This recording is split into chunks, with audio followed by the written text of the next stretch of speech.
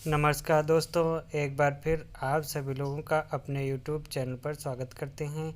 आज हम जानेंगे UPMSP की वेबसाइट पे सभी टीचर व कर्मचारियों का डाटा अपलोड करना अनिवार्य कर दिया गया है। इसमें आपको वेतन भी दिखाया गया है कि मानदेय वेतन कितना मिलता है। इससे ये साबित होता है कि शायद हो सकता है आगे चल के लाभ प्राप्त हो। तो हमारे चैनल पर बने रहिए, वीडियो पूरा देखें। यहाँ पे आ जाएंगे, उसके बाद यूज़र आईडी, पासवर्ड, सुरक्षा कोड डालने के बाद लॉगिन करेंगे। उसके बाद कुछ इस प्रकार से ओपन हो जाएगा। सबसे ऊपर शिक्षा निदेशालय वित्त विभिन्न माध्यमिक विद्यालयों के शिक्षक एवं कर्मचारियों एवं प्रबंधक से संबंधित विवरण अपलोड करने के लिए यहाँ पे क्लिक करें। आप इस पर क्लिक कर दीजिए। उसके बाद विद्यालय का विवरण खुल जाएगा।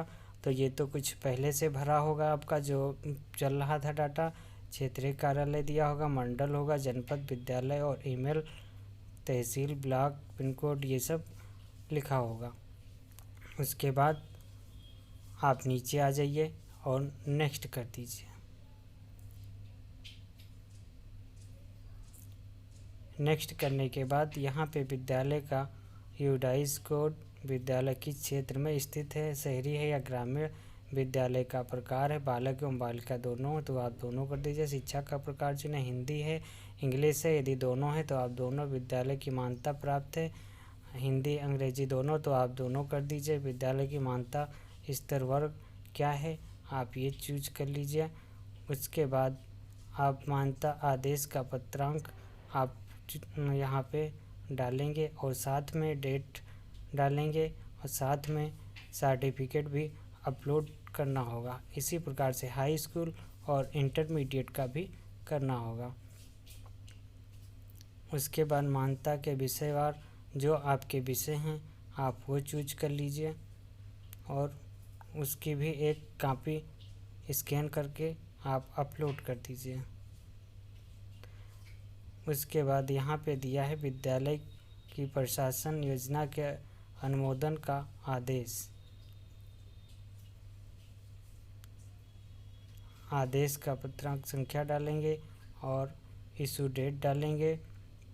उसके बाद विद्यालय के प्रभुत्व कोष का विवरण देंगे। अकाउंट का प्रकार चुनेंगे। यहाँ पे विद्यालय के प्रभुत्व कोष का विवरण देना होगा। अकाउंट का प्रकार चुन लीजिए आप, करंट है या सेविंग है। उसके बाद अकाउंट संख्या दे दीजिए। उसके बाद बैंक का नाम, बैंक ब्रांच का नाम, बैंक IFSC कोड, वर्तमान में उपलब्ध धनराशि बैंक में कितनी है, ये भी फिल करना होगा।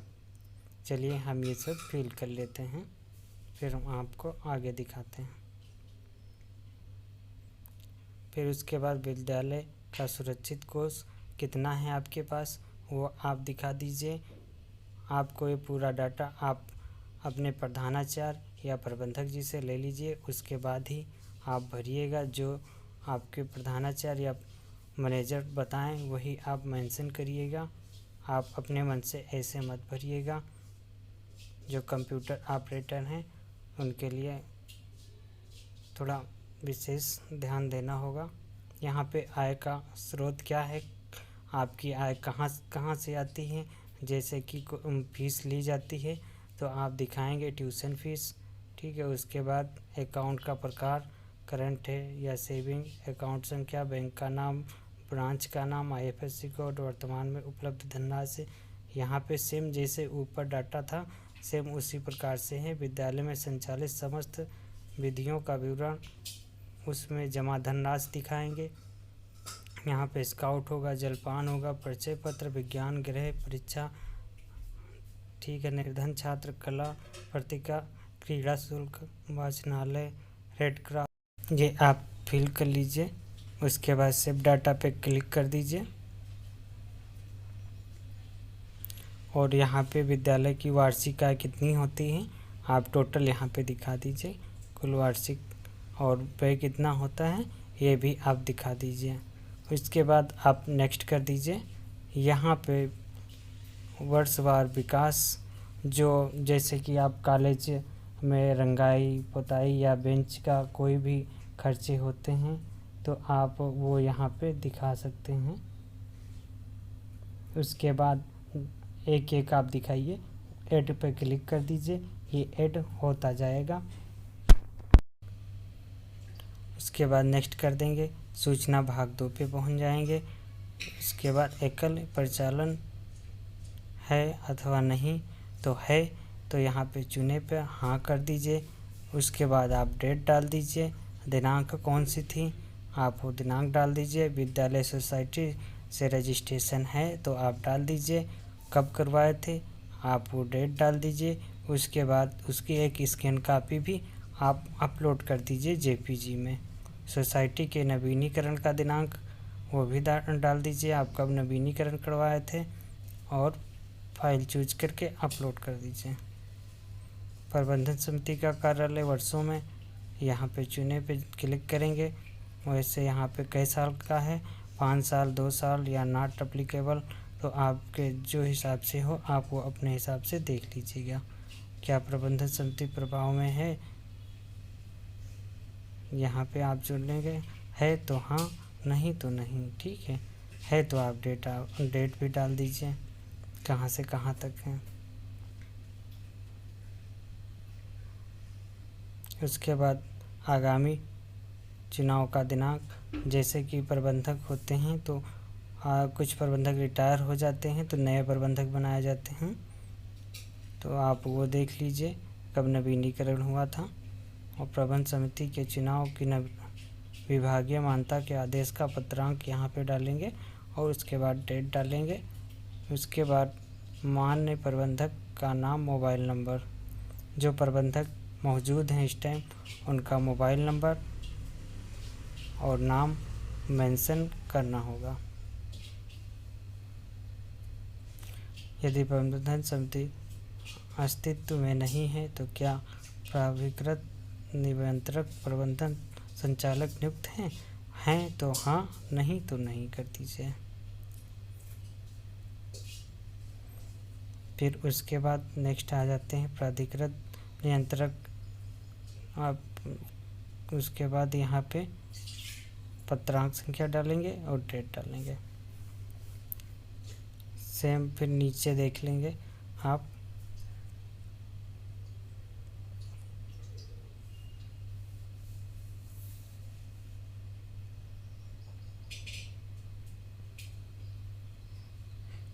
प्राधिकृत नियंत्रक प्रबंधक संचालक का नाम डालेंगे, यहाँ पे नाम डालेंगे। उसके बाद कौन सा पद है उनका पद डाल दीजिए, जैसे मैनेजर हैं तो मैनेजर कर दीजिए, या प्रिंसिपल हैं तो आप प्रिंसिपल कर दीजिए। तो हमारे मैनेजर हैं तो हम मैनेजर कर देंगे। प्राधिकृत यहाँ पे नियंत्रक दिनांक, कार्यकाल, समाप्त होने की तिथि लिख दीजिए, कब समाप्त हो रहा है यहाँ पे मेंशन करना होगा। क्या विद्यालय अल्पसंख्यक समुदाय द्वारा संचालित है, हाँ तो हाँ, नहीं तो नहीं कर दीजिए। विद्यालय के अनुदान का स्तर क्या है, इंटरमीडिएट या हाई स्कूल, तो हमारा इंटरमीडिएट है तो इंटरमीडिएट कर देंगे। उसके बाद विद्यालय को अनुदान पर लिए जाने का विषयक आदेश का विवरण है तो कर दीजिए, नहीं है तो कोई बात नहीं। संबंध प्राइमरी अनुभाग को अनुदान पर लिए जाने विषयक आदेश का विवरण, आप ये प्राइमरी का है छोड़ दीजिए, प्राइमरी से हमारा कोई मतलब नहीं है। आप ये वर्ष 2013 में विद्यालय की जनशक्ति निर्धारण विषयक का आदेश है तो डाल दीजिए, नहीं है तो कोई बात नहीं, छोड़ दीजिए। संबंध प्राइमरी विद्यालय में पद, जैसे कि कितने पद हैं प्राइमरी विद्यालय में, कार्यरत कितने हैं और रिक्त संख्या कितनी है, आप ये मेंशन कर दीजिए। प्रधानाचार्य, प्रवक्ता, सहायक अध्यापक, प्रधान लिपिक और लिपिक चतुर्थ श्रेणी, ये संख्या डालने के बाद आप सेव पर क्लिक कर दीजिए और नेक्स्ट कर दीजिए। फिर उसके बाद यहाँ पे आ जाएंगे, ये सबसे ज़्यादा इम्पोर्टेंट है, आपको ये सही से भरना होगा। ये टीचरों का डाटा और कर्मचारियों का डाटा है। इससे पहले केवल टीचरों का डाटा मांगा जाता था, अब इसमें 4th क्लास के और क्लर्क भी कर्मचारी आएंगे। तो यहाँ पे हम सबसे पहले प्रिंसिपल का नाम डालेंगे और उनकी डेट ऑफ बर्थ डालेंगे। उसके बाद नियुक्ति तिथि एक लेटर मिला होगा जब नियुक्ति हुई होगी, तो नियुक्ति तिथि डालेंगे। और भर्ती, ठीक है, भर्ती जैसे कि ये किस प्रकार से इनकी भर्ती हुई थी, तो यहाँ पे चूज करेंगे, सीधी है, पदोन्नति है, कार्यवाहक थे, जो हों आप वो डाल दीजिए। क्वालिफ़िकेशन क्या है, बीएड है, पीएचडी है, एमएड है, जो कुछ हो आप यहाँ पे मेंशन कर दीजिए।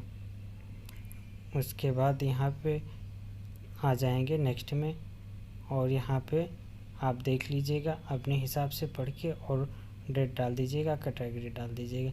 उसके बाद मोबाइल नंबर या पैन कार्ड, मोबाइल नंबर और पैन कार्ड नंबर, आधार कार्ड नंबर डालने के बाद ऐड पे क्लिक कर देंगे। उसी प्रकार टीचर का डाटा सेम करना होगा।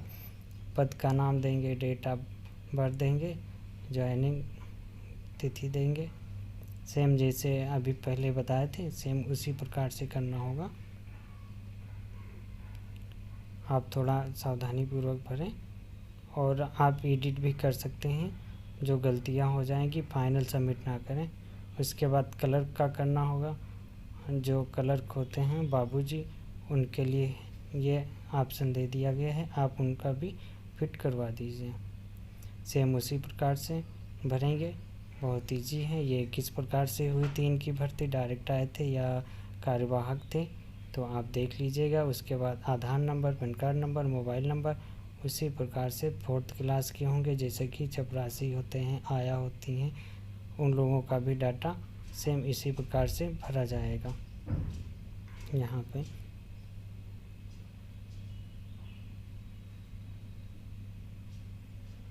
और फिर ऐड करते चले जाएंगे, जिसको भरेंगे ऐड कर देंगे।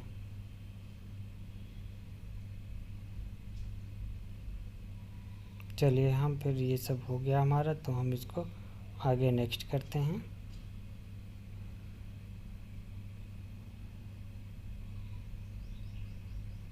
अब यहाँ पे रिक्त पदों का विवरण देंगे। जैसे कि स्कूल में कुछ वैकेंसियाँ खाली रहती हैं, तो इस साल यूपीएमएसपी ने ये भी किया है कि आप जो रिक्त आपके यहाँ पद खाली हैं, तो उनका भी डाटा दे दीजिए। जैसे कि मान लीजिए हमारे यहाँ क्लर्क की एक वैकेंसी खाली है, तो हमारे यहाँ असिस्टेंट क्लर्क की चाहिए, तो हम असिस्टेंट डालेंगे, रिक्ति का दिनांक देंगे, यानी हम आज ही विज्ञापन, आज फार्म भर रहे हैं तो आज की हम डेट डाल देंगे।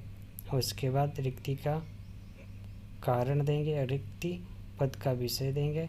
जैसे कि हम यहाँ पे रिक्ति का दिनांक आज 19/5/2022 है, तो आज ही हम इसको सबमिट करेंगे, तो आज ही डाल देंगे। यहाँ पे रीजन देंगे और सब्जेक्ट देंगे वैकेंसी का, क्या क्या आपको चाहिए, इनके असिस्टेंट बनने के लिए क्या क्या योग्यता होनी चाहिए, वो सब आप देख लीजिएगा।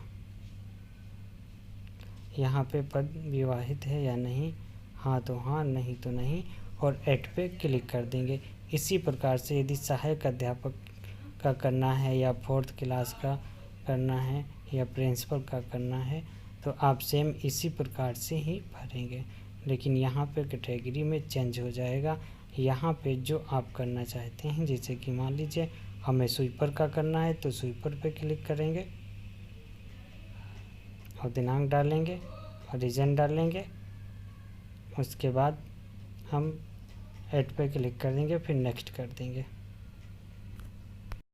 उसके बाद कुछ इस प्रकार से ओपन हो जाएगा। केवल राजकोष से वेतन प्राप्त कर रहे शिक्षकों का विवरण अंकित किया जाए, व्यावसायिक शिक्षक शामिल नहीं हैं। तो आप ये थोड़ा ध्यान दीजिएगा, केवल राजकोष से जिनको सैलरी प्राप्त हो रही है वही लोग इसमें अपना नाम, पोस्ट का नाम, मोबाइल नंबर, नियुक्ति डालेंगे। क्या वेतन कोर्ट के आदेश से प्राप्त हो रहा है, तो चुने पे क्लिक करेंगे, हाँ तो हाँ, नहीं तो नहीं। उसके बाद हाई स्कूल, इंटर और यूजी, पीजी, उसके बाद ट्रेनिंग, पीएचडी है तो पीएचडी, अदर है तो आप अदर, और उसके बाद आपको ऐड पे क्लिक करना होगा। ऐड करने के बाद नेक्स्ट पे क्लिक कर देंगे, तो कुछ इस प्रकार से सूचना भाग 3 का डाटा खुल जाएगा। यहाँ पे अग्नियंत्र है तो हाँ, यहाँ पे उसके बाद इसका विवरण भर दीजिए। ठीक है, यहाँ पे साइंस का प्रयोगशाला, हाँ, और प्रयोग संचालित हो रहा है या नहीं हो रहा है, तो हाँ। आर्ट रूम की उपलब्धता है तो हाँ कर दीजिए, है आपके पास। उसके बाद पुस्तकालय की उपलब्धता है तो हाँ है, तो आपके पास पुस्तकालय संचालित है या नहीं। यदि संचालित है तो आप संचालित पे क्लिक कर दीजिए, नहीं है तो नहीं। खेलकूद का मैदान आपके पास है तो हाँ कर दीजिए। उसके बाद संबंधित विवरण दे दीजिए। विद्यालय में ब्रॉडबैंड इंटरनेट की सुविधा है, विद्यालय में वाईफाई वो भी है तो आप हाँ कर दीजिए। विद्यालय में कंप्यूटर लैब की सुविधा है, हाँ। तो कितने लैब हैं आपके पास? 10 हैं, 5 हैं, 1 हैं, जितने हों आपके पास कंप्यूटर वो आप यहाँ पे कर दीजिए। विद्यालय की वेबसाइट है तो आप विद्यालय की वेबसाइट अपनी डाल दीजिए। और उसके बाद सभी छात्रों के ईमेल आईडी उपलब्ध हैं या नहीं उपलब्ध हैं तो हाँ कर दीजिए, नहीं है तो आप ना कर दीजिए। आप उसके बाद फिर से जब डाटा इसको फाइनल ना करें, ऐसे ही रख लीजिएगा। फिर उसके बाद आप संशोधन कर दीजिएगा। यहाँ पे लिखा विद्यालय में स्मार्टफोन क्लास की सुविधा है तो हाँ कर दीजिए, नहीं तो नहीं। उसके बाद आप सेव पे क्लिक करना होगा, यहाँ पे सेव डाटा पे क्लिक करना होगा और उसके बाद नेक्स्ट पे क्लिक कर देंगे तो उस आगे पेज पे हमें कुछ इस प्रकार से भेज देगा। सूचना भाग 3 के लिए ये कंप्लीट हो गया और यहाँ पत्र का भाग 3 पे आप आ जाएंगे। यहाँ पे भूमिका प्रकार देंगे। इसके बाद बड़े कक्षों की संख्या और छोटे कक्षों की संख्या 400 वर्ग फीट से कम योग, लिंटर कमरों की संख्या, टीन सेट कमरों की संख्या, छप्पर खपरेल की संख्या, ये आपको भरना होगा। भूमि का प्रकार आपकी भूमि निजी है तो आप निजी ही रहने दीजिए, किराए पे है तो आप किराए दिखा दीजिए। उसके बाद भवन किराए का अथवा निजी है तो आपको यहाँ पे चूज करना होगा हाँ या ना में, यहाँ पे। उसके बाद लिंटर कमरों की संख्या, टीन सेट, ठीक है। यहाँ पे छप्पर जो हों आपके पास आप चूज कर लीजिए।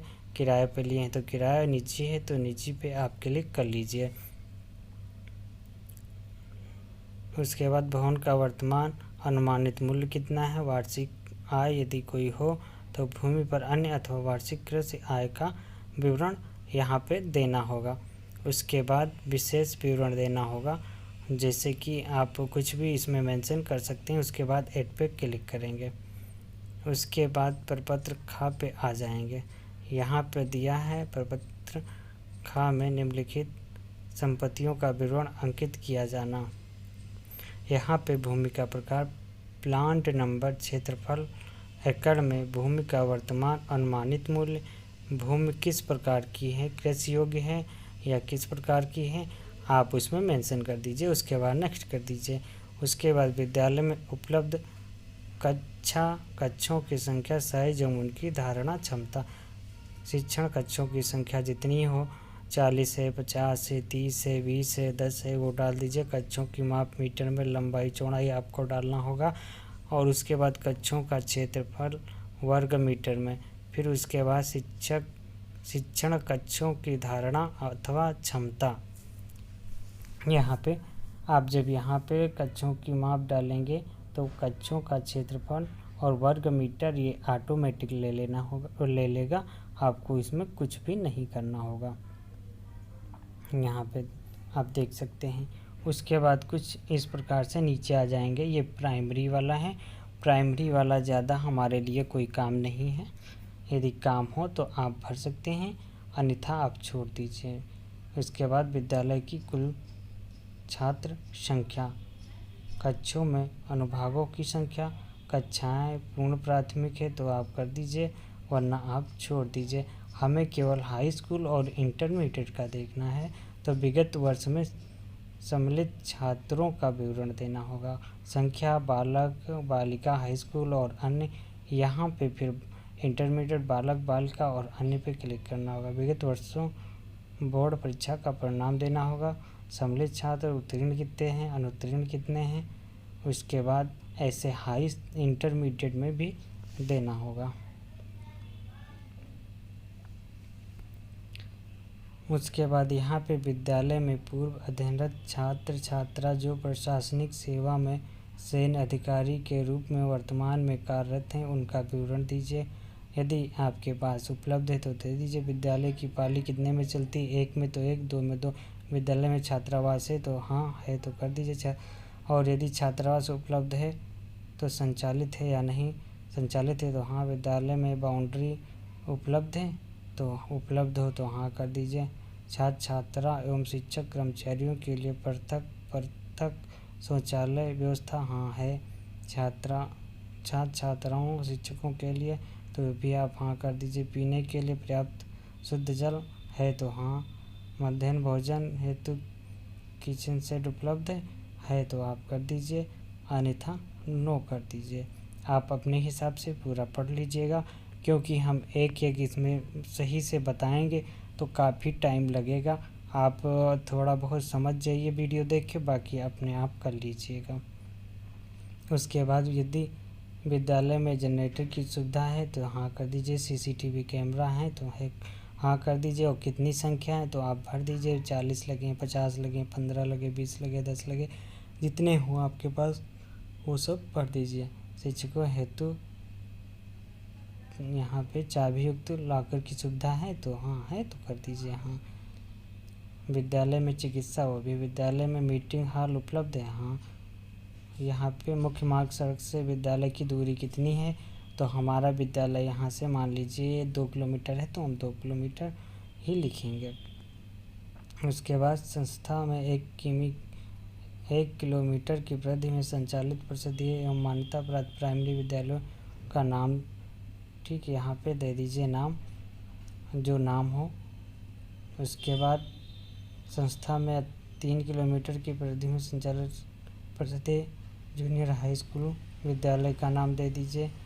फिर 5 किलोमीटर पे हो तो उसका, उसके बाद 10 किलोमीटर पे हो उसका भी विद्यालय का नाम भरना होगा और सेव पे क्लिक करना होगा। उसके बाद हम नेक्स्ट कर देंगे। यहाँ पे कह रहा है संलग्न ऑनलाइन अपलोड करें। प्रपत्र का प्रकार चुनें। विद्यालय भवन, प्रयोगशाला, पुस्तकालय, छात्रावास, 4 दीवारी, शौचालय, फिर शौचालय बालिका, सीसीटीवी कैमरा। इनकी एक आपको जेपीजी में एक फ़ाइल अपलोड करनी होगी। अपलोड कर देंगे तो ये पेंडिंग में कुछ भी नहीं दिखाई देगा। उसके बाद नेक्स्ट कर देंगे तो यहाँ पे हम सबसे लास्ट वाले में आ जाएंगे। आप ऐसे अपना डाटा फाइनल मत कीजिएगा, जब सब कंप्लीट आपको दिखाई दे तभी आप अपना डाटा सबमिट करिएगा। मैं पुष्टि करता हूँ कि ऊपर दी गई समस्त जानकारी एवं विवरण सत्य हैं और सही हैं, तो आप इस पर क्लिक कर देंगे और यहाँ पे लिखा है सेव स्कूल एक्सटेंडेड इंफॉर्मेशन पे क्लिक कर देंगे। ठीक, क्लिक करने के बाद वहाँ पे लिखा था प्रिंट फॉर्म पे क्लिक करके कुछ इस प्रकार से PDF फाइल ओपन हो जाएगी। आशा करते हैं वीडियो अच्छा लगा होगा। हम फिर मिलते हैं एक अगले वीडियो में, तब तक के लिए धन्यवाद।